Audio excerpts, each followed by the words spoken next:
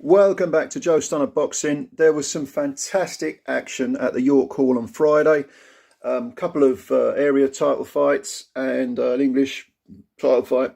But one of the ones I want to really emphasise, really concentrate on, and I'm going to leave a link in the descriptions box for you to go and watch this fight because it's well worth your time.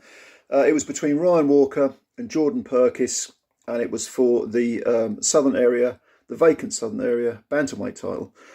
And this was 10 rounds because title fights at central area level are 10 rounds, not 12. It was a fantastic fight. You've got to go see it, got to have a look at it. Non-stop action. You didn't know who was going to win right until the end. I mean, it was... I made this 96-94 in favour of Jordan Purkiss, but you could quite easily have Ryan Walker winning this fight. It's weird because the referee is the sole arbiter of area titles, and he scored it 98-94, which is 6 rounds to Purkiss, only 2 to Walker and 2 even. I'm not sure I agree with that, but yeah, I had it 96-94.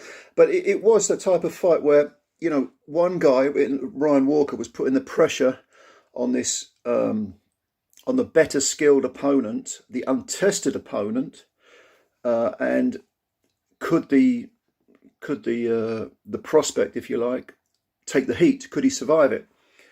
Because Purkiss going in had 4 wins, no defeats, no draws, only 1 KO, and he'd faced very, very low opposition. Guys with huge losing records. I think one guy was 1-13, or you know, there weren't a lot of wins on these guys' records. And suddenly he's in there with Ryan Walker, who has 12 wins, 3 by stoppage or KO. He had 3 defeats, and 2 of them were inside the distance. He'd actually lost 2 of his last 3. Lee McGregor stopped him in 5. Paul Butler beat him on points over 8 rounds. And he'd previously fought for the English super bantamweight title. This was, I think, 4 years ago. Michael Rambaletsa knocked him out in a round that would just caught him cold. But at the same time, you know, he has come back against lower level opposition. He scored a win against a 5-0 fighter. I can't remember the name of the guy. Foreign guy. Yeah. So, you know, he's had some wins. He's one of those guys who brings it. And he was going to test the undefeated Jordan Purkiss, and he did. Because Ryan Walker is the type of guy, he will put the heat on you and it's kill or be killed. In the first round, Purkiss, they're both orthodox stances, Purkiss clearly set out his stall. I'm going to box you, box, and fire the right hand. And in the first round, only less than a minute in, he landed a right hand, a right cross, slap bang on Ryan Walker, which didn't wobble his legs or anything, but it knocked him off balance, and he sort of staggered sideways momentarily, and then he was right back in it. But you know, that was going to be Ryan Walker's sort of box fight. That was going to be Purkiss's box fighting philosophy. I'm going to box you, but I'm also going to let some power punches go, even though he doesn't have a big pop. In the case of Walker, it was, I'm going to put the heat on you, I'm going to walk towards you, I'm going to let my hands go, I'm going to smother you, I'm going to put mental pressure on you as well as physical pressure, because the mental pressure of holding a guy like Ryan Walker off, is, you know, that can really get to you. And Walker had a lot of success. I would say some of these rounds, like I say, they could have gone either way, you know, which is why the scoring... sometimes you can have a fight where 2 guys are really, really competitive, but you're just giving the rounds to one guy because he's kind of edging them. So the statistical scorecard doesn't tell the full story of the fight. You know, it's actually a close fight. The rounds are very, very tough, but one guy is edging them, and therefore he's edging it way ahead on the cards, even though he's having a war. This was kind of like that in some respects. It's kind of what you like. Did you like Purkiss's cleaner work? He was using his feet more, or did you like Walker's pressure? And he was getting Purkiss on the ropes quite a few times and letting his hands go. And Purkiss, at no point did Purkiss look shaken.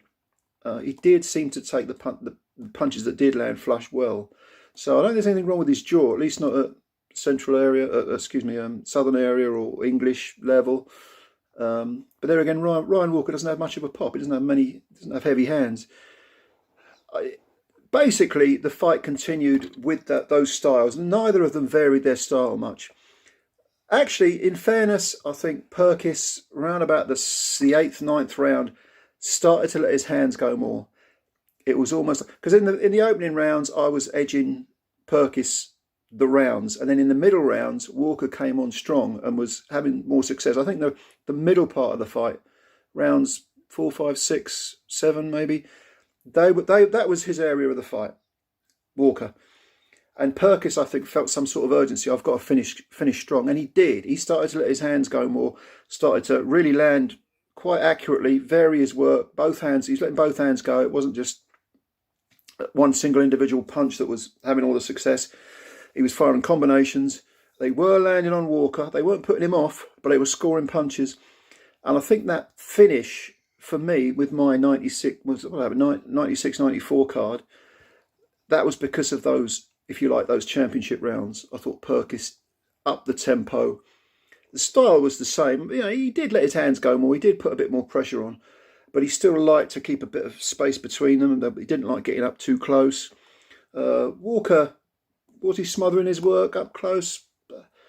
No, not really. I think there was some holding. There was some holding, but I think generally speaking, Walker was trying to get up close and let his hands go.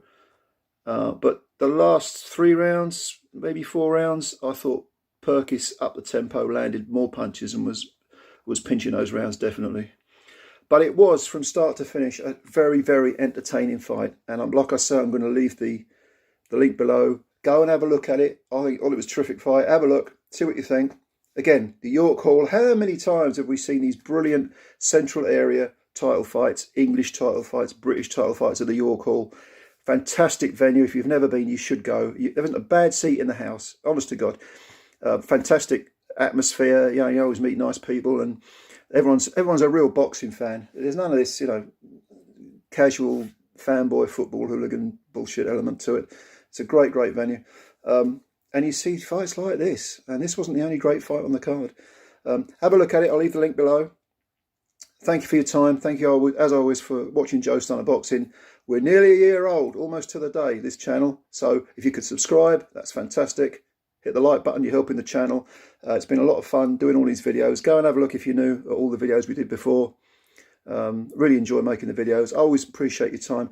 Take care of yourself, and we shall speak again soon. And bye for now.